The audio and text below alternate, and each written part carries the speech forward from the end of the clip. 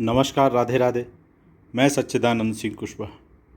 हमारे जीवन में हर व्यक्ति के साथ यह घटना ज़रूर घटती है। जब भी हम अपना कोई भी कार्य करते हैं, किसी भी लक्ष्य को लेकर उस पर चलना प्रारंभ करते हैं, तो कई सारे ऐसे लोग जिनका हमसे कभी कोई वास्ता नहीं रहा हो, चाहे वास्ता रहा हो, हमेशा मदद की बजाय सलाह देने ज़रूर आते हैं। कई लोगों की सलाह हमें मार्गदर्शन देती है, वहीं कई लोगों की सलाह हमें अपने मार्ग से पृथक भी कर देती है। हमें अपने लक्ष्य की ओर एक एक कदम बढ़ाते हुए बहुत ही सतर्कता और सावधानी की आवश्यकता होती है। नहीं तो कई लोग आपको आपके मार्ग से केवल भटकाने के लिए ही आपके शुभचिंतक बनते हैं या आपके नज़दीक आते हैं। एक कहानी के अनुसार एक लड़का था जो अपने पिता के साथ अपने नाना जी के घर जाने के लिए तैयारी कर रहा था। वह अपने पिता के साथ अपने ननिहाल जाने के लिए तैयार हुआ। उस समय गर्मी का मौसम था। उस लड़के के घर से उसका ननिहाल काफ़ी दूरी पर था, इसलिए अन्य कोई साधन न होने के कारण वह दोनों पिता पुत्र पैदल जाने की ही तैयारी करने लगे।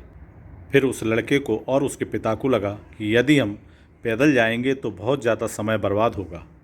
इसलिए उन लोगों ने विचार करके सफ़र के लिए घोड़े की व्यवस्था की।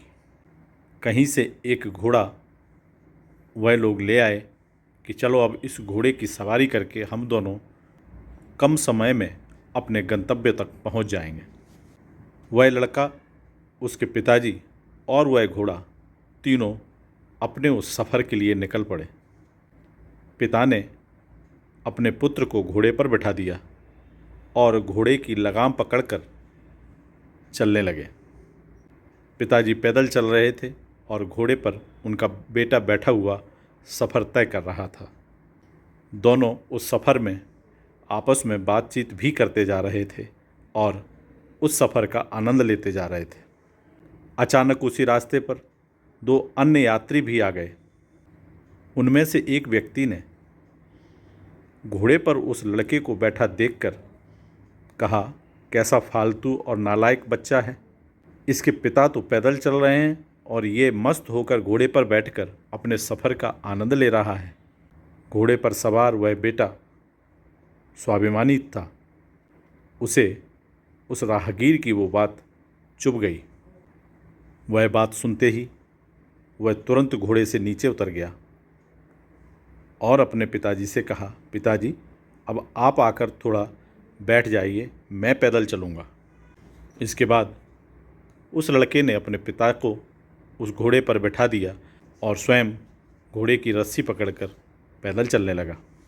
अभी उन लोगों ने कुछ दूरी ही तय की थी कि एक गांव से होकर गुजरे। तब गांव के लोगों ने उन लोगों को देखा। गांव के कुछ लोगों ने उसके पिताजी का उपहास करते हुए, मजाक बनाते हुए कहा, अरे भाइयों, देखो तो ये कैसा पिता है जो खुद घोड़े पर आराम से बैठा है और बेचारा उसका बेटा पैदल चल रहा है। कैसा ज़माना आ गया है।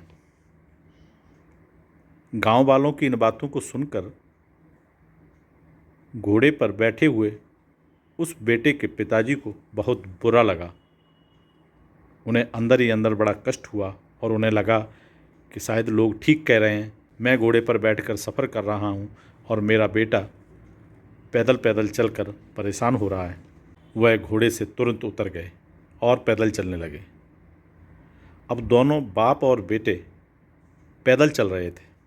कुछ देर बाद फिर से कुछ लोग उस रास्ते में दिखे और रास्ते में जाते हुए उन लोगों में से किसी ने व्यंग करते हुए कहा कि देखो तो कैसे पागल लोग हैं। ये दोनों लगता है बिल्कुल बुद्धिहीन लोग हैं। इनके पास घोड़ा है जिसकी सवारी कर सकते थे, लेकिन उसके बाद भी घोड़े की रस्सी को पकड़कर दोनों चल रहे हैं और दोनों पैदल ही सफ़र तय कर रहे हैं। इन लोगों से बड़े मूर्ख आज तक नहीं देखे। उन लोगों की बात सुनकर वह पिता और उनका बेटा दोनों बड़ी उलझन में आ गए। उन लोगों ने सोचा अब क्या किया जाए। जब बेटा घोड़ी पर बैठा था तब भी लोगों ने व्यंग्य किया था, जब पिता घोड़े पर बैठा था तब भी लोगों ने व्यंग्य किया था, और अब जब दोनों पैदल चल रहे हैं घोड़े की रस्सी पकड़कर तब भी लोग मजाक उड़ा रहे हैं। आखिर क्या किया जाए। फिर दोनों बाप और बेटे ने सलाह की और दोनों ने सोचा चलो हम दोनों एक साथ इस घोड़े पर बैठ जाते हैं। और वह दोनों उस घोड़े पर एक साथ बैठ गए और सफ़र तय करने लगे। उन दोनों ने घोड़े की सवारी कर कुछ दूरी तय की ही थी कि उन्हें फिर से कोई दो आदमी उस रास्ते पर मिल गए। वो कहने लगे, ये दोनों कैसे पागल इंसान हैं, ये तो घोड़े की जान लेकर ही छोड़ेंगे। इसलिए दोनों के दोनों घोड़े की सवारी कर रहे हैं, घोड़े पर दया भी नहीं कर रहे हैं। लोगों की ये बात सुनकर वह पिता और उनका वह बेटा दोनों घबरा गए और तुरंत घोड़े से नीचे उतर आए और दोनों एक पेड़ के नीचे छांव में अपना सर पकड़कर बैठ गए और सोचने लगे कि ये दुनिया अब हमें किसी भी हाल में जीने नहीं देगी। समझ में ही नहीं आ रहा था कि अब क्या करना चाहिए, कैसे सफ़र तय करें। उस लड़के के पिताजी समझदार व्यक्ति थे।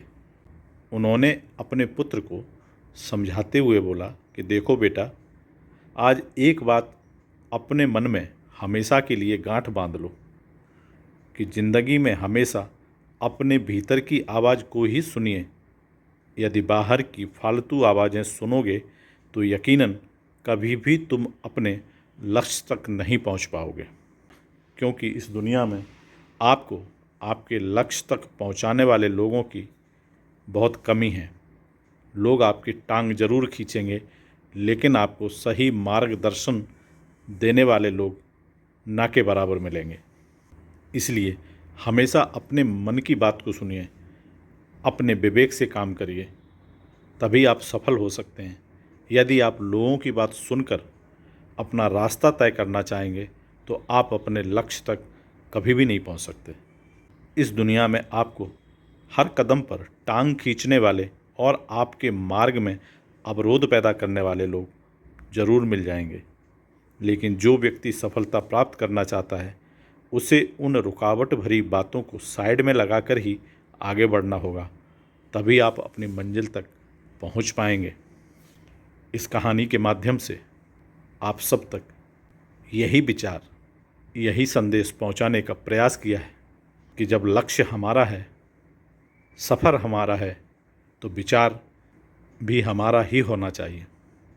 हम अपने स्वविवेक से, अपनी अंतरात्मा की आवाज़ सुनकर, अपने मन की आवाज़ सुनकर, अपने अनुसार, अपने विवेक के अनुसार चलना प्रारंभ करें, तभी हम अपने सफ़र को पूरा कर अपने लक्ष्य तक पहुंच सकते हैं। यदि हम लक्ष्य तक पहुंचने वाले अपने सफ़र में हर कदम पर लोगों की बातों को सुनेंगे तो हम अवरुद्ध हो जाएंगे और हम अपने लक्ष्य तक कभी भी नहीं पहुंच पाएंगे। इसलिए हमेशा अपने मन की बात को सुने, अपने विवेक से निर्णय लें और सफलता हासिल करें। परमात्मा की कृपा हम सब पर हमेशा बनी रहे। हम अपने हर लक्ष्य को हासिल करें, जीवन में सफलता हासिल करें।